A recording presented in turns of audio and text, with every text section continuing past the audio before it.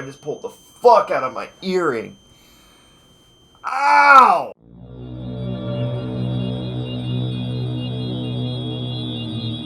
Unskilled labor, or low-skilled labor, or as if it's a better term, low-wage labor, is a term you might have heard of recently. I'm not going to be showing various conservative brain-rot quotes about how unskilled laborers shouldn't be able to live off of their work, because that's fucking stupid and deflects the real issue at hand.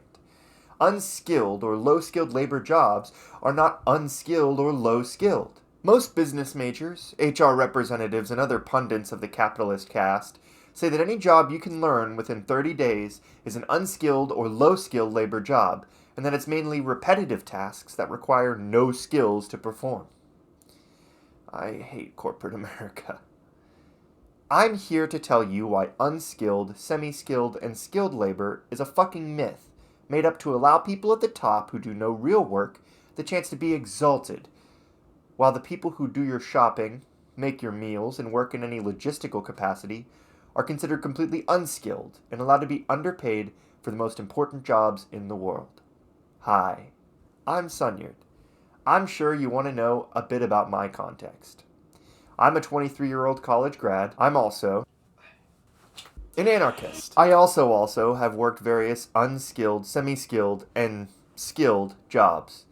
And I'm here to tell you that our understanding of such jobs is completely backwards. To begin, I'm going to talk about some of the theory, some of the things that I've personally heard, and the importance placed on those various positions. Then, I'm going to give you some personal anecdotes from my own experience at various levels of the totem of unskilled, semi-skilled, and skilled. To begin, one thing you hear very commonly within certain revolutionary leftist circles is that not everybody is going to be a Castro. There's various reasons for this point, but what does it mean in our context? In true human fashion, everybody views themselves as the protagonist of this revolutionary story. Everyone wants to be the figurehead or the military commander. They want to be Che on the shirts of slightly left liberals everywhere. The issue being, a revolution is meant to help the working people, and besides the fact that everyone is entitled to bread and shelter, those working people are why you have bread and shelter. Those people who make your meals as a line cook, stitch together your clothes, build your houses, those are the people who will win a revolution. And why is that? Because they are workers with the skills and experience to do those things. If you toss a bunch of Wall Street yuppies onto a construction site and tell them to do the simplest of joinery, they would probably hurt themselves, or more than usual. You wouldn't be able to take a square to a single part of that construction. Sure, these people can be taught, but that's the key. Nothing stands in for the actual skills you develop while working these jobs. You may never move up to be an administrator, which is somehow considered a skilled position, but you will have accumulated so many skills that help you in every facet of this unskilled labor force. Do those years of experience mean anything to the skilled labor force? Fuck no. Because the skilled laborers, the ones with all the technical knowledge, etc., are still going to be paid leaps and bounds beyond what you will ever make. Does this mean we don't need engineers, doctors? No. These skilled people are important. But I'm imploring you to look at the way we treat and act upon our unskilled laborers in the world, as if their jobs aren't as worthy of renown as the doctors, engineers, architects, administrators, and leaders of the world. Nothing gets done without the assistants to the engineers, the janitors in the hospitals, and the people whom are being led by the administrators. Hello, and welcome to the Unskilled Labor Zone. I've worn many hats, literally and metaphorically, when it comes to this zone. I've worked retail, grocery, restaurant, theater construction.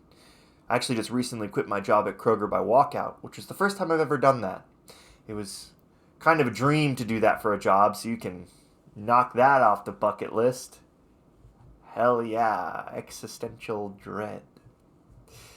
This brings up an interesting idea, though, because one of my main reasons for leaving was because everything I was doing was timed. From the moment I started a trolley with all of my containers and my zebra to staging it, destaging it, and bringing it out on a pally, to the pickup spots, and that was a lot of jargon, wasn't it? Let's get into that. How many menial jobs have you had that felt like it had its own lexicon? It's an interesting thing how our language shifts and is molded by our environment. Before Kroger, I worked another job that used radio codes and found myself needing to stop myself for asking for someone's 1020 when I need them and letting them know I'm 1076. This is my first point. Any labor you do on a regular basis will expose you to what is basically a new language, and that new language will expose you to another state of being. In Frantz Fanon's writings, this is an overarching idea that I'm extrapolating into labor, but was originally meant to discuss race, which you should read. Language isn't just a series of sounds that we sort of understand. As Fanon says, to speak a language is to take on a world, a culture. You may be asking, Sunyard, what the hell does that have to do with unskilled labor? My answer is a question. How can we call this sort of labor unskilled when we have to learn an entire language in order to adequately function within this workforce? Why is it that I need weeks or months of training to do these supposedly simple jobs, to even be able to communicate with these industry veterans? That's the key. These jobs are deceptively not simple. Let's go back to my Kroger example. On my first day of training, I'm talking 8 hours of work, I had to do all my paperwork and then watch what was basically 4 hours of videos and quizzes to check my knowledge on these videos. I realized that I have an OSHA 10-hour training card that told me all of the same information. I'm no snitch, but it is interesting that I can get a certification in this kind of simple, unskilled safety and health knowledge, isn't it? Oh, and all of those quizzes? 3 2-minute quizzes were in regards to the job I would actually be doing, e-commerce or pickup. In these videos, these people walked leisurely along the store, taking time to check the eggs when they would pick them up, waltz along providing a personal shopping experience for those people they were shopping for until they got to the pickup room and left the trolley off to be staged by someone else. Now, what did that look like in reality? I needed to find, scan, and place each item in the basket in 28 seconds or less. This includes walking time. Now, if that sounds unreasonable, it is. And that's only one facet. You also had to be aware that a fully staged order could have someone come to pick it up at any time while you were on the shop floor shopping. Now, the usual is that you are alone in pickup, so you had to drop what you were doing, get across the store as fast as possible without running, because if someone had already parked in the spot, you needed to get their order out on a little cart called a pally for some reason, and get it to their car in 2 minutes or less. While you were doing this, your average time per item picked on that trolley slowly got longer and longer and longer. Tell me something. In any way, does this sound unskilled? I'm leaving out so much more information on exactly how you stage it, the 3 separate apps you could use in order to keep track of the orders coming in, checking the orders out, the script you needed to speak, the fact that if you couldn't find an item in front, you were left to fend for yourself and scramble to the back of the store to try to find it in the absolute mess that is a grocery store backroom. You had to keep track of all of this and still try to smile, and were required to help patrons even when you could hear the clock ticking in the back of your head, that you're going to get chewed out because your pick time wasn't under 28 seconds. Oh, and we had tricks. Ways to game the system so that we could sneak things into the right time. But you needed to do those things at the correct time too. Letting an order that took a little too long time out past an hour, because then it doesn't affect wait time.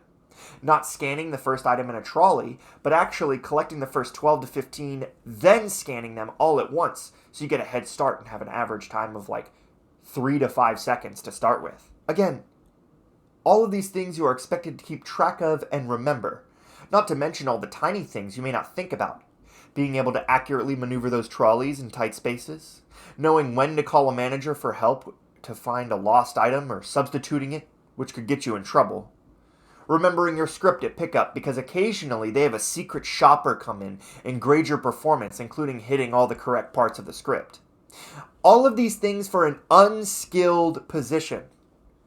What's my point here besides bashing micromanaging? Well, it's kind of it. Who created these systems in the first place? The skilled people up in corporate.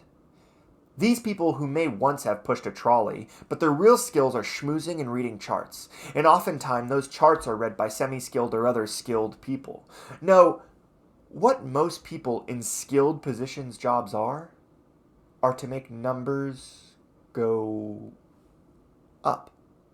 Now, I've never worked in a corporate office. God forbid I ever have to. I think I'd rather dig my own grave. So I can definitely say my highest ranking job has been semi-skilled with a step in a skilled direction. And say this because the group of skilled people is an amorphous one.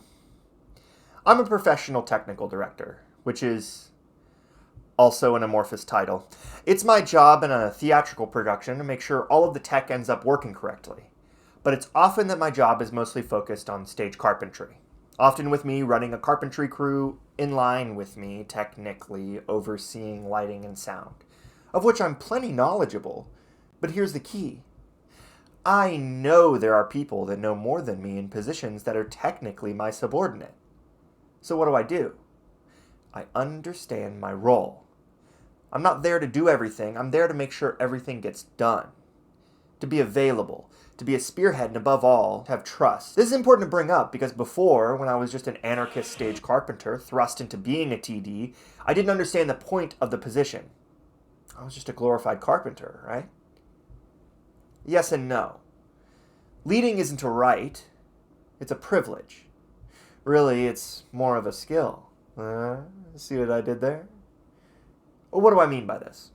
Do you ever notice some of the best leaders in your life? It's usually people who started as an unskilled laborer, cut their teeth doing the shit-ass jobs that you find yourself doing for them. Often, they're unofficially a leader. Usually not titled, but if the titled bastard ever came into the room with a demand, every lowly unskilled worker was going to look at that one guy who knows everything there is to know rather than your boss. And often, he holds a lot of power because those skilled, unskilled workers often hold much of the production together. That's sort of how I view being a TD. The point I'm making here is often what is defined as skilled labor is a very blurry line because everything is a skilled position. You can spend years as a TD and still not know everything there is on being the best leader to your crew or how to be the best carpenter or head electrician, etc. You can spend years as someone in Kroger pickup and still learn new tricks from the brand new guy that came in, worked for 3 weeks, and walked out. The capitalist system will make you want to think that jobs are some isolated bubble of identity, that the skills you have from one job won't transfer. And that is the dumbest thing I've ever heard of. Often, the people who are in those skilled positions have no knowledge of what actually happens in the trenches, as it were. It's the oft-argued idea of theory and praxis. Sure, that design looks good on paper, but have you thought about the process of building it? Sure, 28 seconds is an average time to pick with some seconds to spare, but have you actually tried to accomplish that while doing everything else that job entails? Sure, we can get this set piece done in 3 days. But did you think about the fact that it would take 12 hours per day to accomplish that? In theory, all of these things might look good, or even could happen. But in practice, Murphy's Law, everything that can go wrong will go wrong. And that the people who are performing these unskilled actions are people who are fallible and human. Which means don't fucking abuse them. We are all tapestries of all of the labor we have performed up to that point. I cannot tell you how often a skill from someone else's past work experience has helped save shows and my own ass. No job is unskilled or too menial for someone. Even though I'm proud of my time as a technical director and all the skills I've learned being a leader during times of great turmoil, I have a motto. I'm never too good to push a broom. Thank you.